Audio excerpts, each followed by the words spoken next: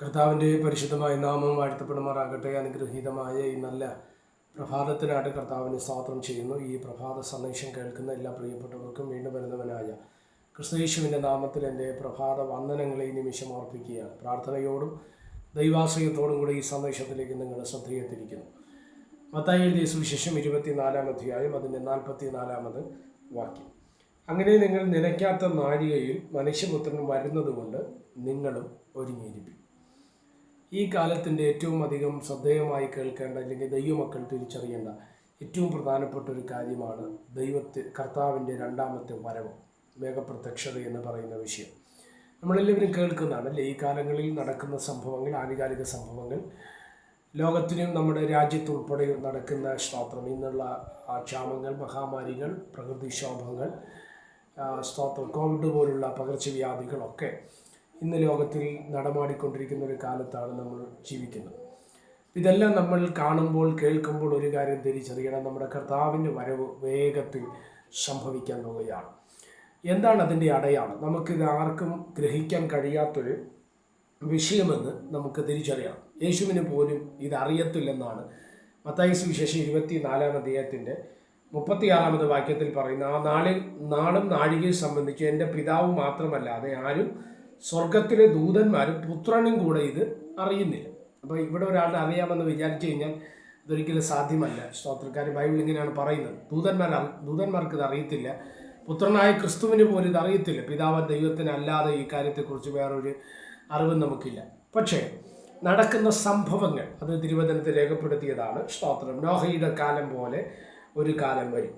മനുഷ്യപുത്രൻ്റെ വരവ്. ജലപ്രളയത്തിന് മുമ്പുള്ള കാലത്ത് നോഹ പെട്ടകത്തിൽ കയറിയ നാൾ വരെ അവർ തിന്നും കുടിച്ചും വിവാഹം കഴിച്ചും വിവാഹത്തിന് കൊടുത്തും പോന്നു. ജലപ്രളയം വന്ന് എല്ലാവരും നീക്കിക്കളയുവോളം അവർ അറിഞ്ഞതുമില്ല. മനുഷ്യപുത്രൻ്റെ വരവും അങ്ങനെയാണ്. കർത്താവിൻ്റെ രണ്ടാമത്തെ വരവിന് പറയുന്ന ഒരുപാട് അടയാളങ്ങളുണ്ട്. അതിന് ചില സിഗ്നൽസൊക്കെ നമുക്ക് ഈ കാലത്ത് കാണുവാൻ കഴിയും. അതിലൊരു അടയാളമാണ് നോഹയുടെ കാലം പോലെ ഒരു കാലം മനുഷ്യപുത്രൻ്റെ വരവിനോട് ബന്ധപ്പെടുത്തി സംഭവിക്കും. നോഹയുടെ കാലം എന്താണ്? ഇവിടെ പറയുന്ന നോഹയുടെ കാലത്തെക്കുറിച്ച് എന്താ വിശദീകരണം നൽകുന്നത്? അവിടെ പറയുന്നൊരു വാക്കുണ്ട്, സ്തോത്രം. അവർ തിന്നും കുടിച്ചും വിവാഹം കഴിച്ചും വിവാഹത്തിന് കൊടുത്തും പോന്നു. ജലപ്രളയം വന്നവർ നശിപ്പിച്ചു കളഞ്ഞു. അപ്പോൾ ശ്രദ്ധിച്ചേ, തിന്ന് കുടിച്ച് വിവാഹം കഴിച്ച് വിവാഹത്തിന് കൊടുത്ത്, ഈ 4 കാര്യങ്ങൾ ശ്രദ്ധിക്കുക. എന്ന് പറഞ്ഞാൽ ഇതെല്ലാം മനുഷ്യൻ്റെ ആനന്ദത്തിന് വേണ്ടിയുള്ള കാര്യമാണ്. സ്തോത്രം. നമ്മൾ ഈ കാര്യം ശ്രദ്ധിക്കേണ്ട വേറൊരു കാര്യം ഇതിനോട് ചേർന്നുണ്ട്. ആനന്ദം വേണ്ടെന്നല്ല, സന്തോഷം വേണ്ടെന്നല്ല. ദൈവം നമുക്ക് അനുവദിച്ച സന്തോഷങ്ങളുണ്ട്. ഈ ലോകത്തിൽ ദൈവം നമുക്ക് അനുവദിച്ചു നൽകിയ സന്തോഷമാണ്. ദൈവം പെർമിറ്റ് ചെയ്ത ആനന്ദങ്ങളുണ്ട്. അതിനകത്ത് നിന്നുകൊണ്ട് നമുക്ക് ദൈവത്തെ ആരാധിപ്പാനും ദൈവത്തെ സേവിപ്പാനും അപ്പോൾ തന്നെ ആ സന്തോഷങ്ങൾ അനുഭവിപ്പാനും കർത്താവ് നമുക്ക് കൃപ നൽകട്ടെ. എന്നാൽ ഈ ലോകം തരുന്ന സന്തോഷമുണ്ട് അല്ലേ? ലോകത്ത് ഇന്ന് ലൗകികമായി ലഭ്യമാകുന്ന ചില സന്തോഷങ്ങളുണ്ട്. അതൊരിക്കലും ദൈവം നമുക്ക് അനുവദിച്ചാൽ അതിലേക്ക് മനുഷ്യൻ പോകുന്നുവെങ്കിൽ നിശ്ചയമായിട്ടും നരകത്തിലേക്ക് പോകുമെന്നുള്ളതിനകത്ത് സംശയവും ഇല്ല. സ്തോത്രം. അപ്പോൾ ഈ ലോകത്തിൽ ഇന്ന് മനുഷ്യരുടെ ഹൃദയത്തിനകത്ത് കയറി വരുന്ന ഒന്നും രണ്ടും പ്രധാനപ്പെട്ട കാര്യങ്ങളുണ്ട്. എന്തുവാ? തിന്നുക, കുടിക്കുക, ആനന്ദിക്കുക. സ്തോത്രം.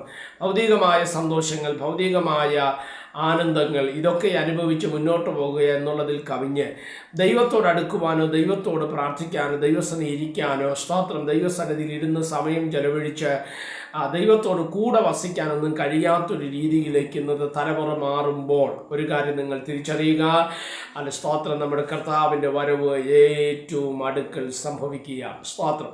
അപ്പോൾ കർത്താവിൻ്റെ വരവിൻ്റെ ഒരു അടയാളമാണ് ഈ വിധ ലക്ഷണങ്ങൾ എന്ന് പറയുന്നത് അല്ലേ? ഇന്ന് മനുഷ്യർ പ്രൈസലോ തിന്നുകയും കുടിക്കുകയും പ്രൈസലോ ഇല്ലെങ്കിൽ മറ്റുള്ള ഭൗതികമായ സന്തോഷങ്ങൾ തേടി ദൈവത്തിൽ ആശ്രയിക്കാതെ ദൈവത്തിൻ്റെ മുഖത്തേക്ക് നോക്കാതെ പോകുന്നൊരു കൂട്ടം ആൾക്കാരുണ്ട്. സ്തോത്രം. ദൈവം എന്തെന്നോ ഏതെന്നോ ദൈവസന്നിധി വരാനോ പ്രാർത്ഥിക്കാനോ ആരാധിക്കാനോ ഉപവസിക്കാനോ ദൈവവചനം ധ്യാനിക്കാനോ ഒന്നും കഴിയാതെ പോകുന്നൊരു കാലമുണ്ട്. സ്തോത്രം. നമ്മുടെ ദൈവമക്കളുടെയിൽ പോലും ആ സംഭവം നടന്നുകൊണ്ടിരിക്കുകയാണ്.